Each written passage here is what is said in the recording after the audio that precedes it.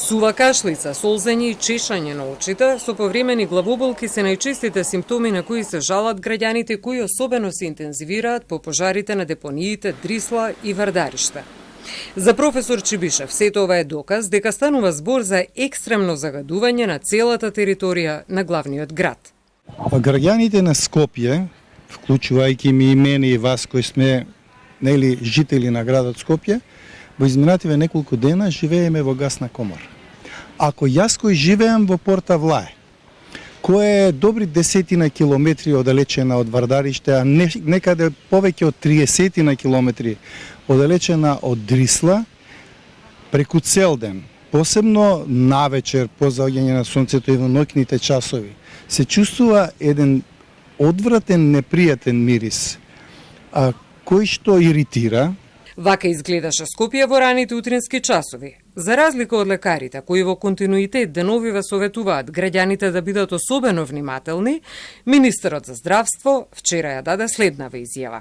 Ве уверувам дека досега миризот знаеме дека се чувствува и не пријатен, но како и да е, воздухот во моментот не е на ниво на загаденост, кој што предизвикува здравствени проблеми кај граѓаните. Сепак препорачувам граѓаните да не се движат надвор во простор ако тоа не е неопходно. Возрастните, хронично болните и бремените жени треба да бидат многу внимателни и особено децата и младите до 20 години. Загадениот воздух директно ги загрозува дишните патишта, срцевиот мускул и видот кај децата. Дали сме свесни што се вдишуваме? И на крајот, пари на тешки метали. Тешките метали, како жива, олово, кадмиум и така натаму, да не ги набројам, арсен, се депонираат во коскената срж.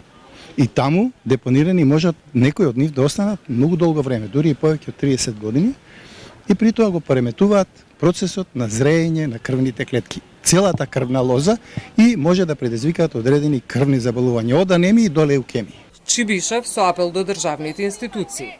Ги повикувам уште еднаш државните институции да им ги одземат ингеренциите на градските органи, кои што се во моментов надлежни за овие две депонии, заради тоа што очигледно тие не можат или не знаат да се справат со овој проблем. Граѓаните што помалку да престојуваат во надворешна средина и доколку мораат тоа да биде со маска со посилна заштита. За прочистувачите на воздух е пожелно да функционираат на максимум. Љубителите на спортот да ги избегнат своите активности на кејот на Вардар, затоа што таму мислам дека е најзагатено, вели професор Чибишев.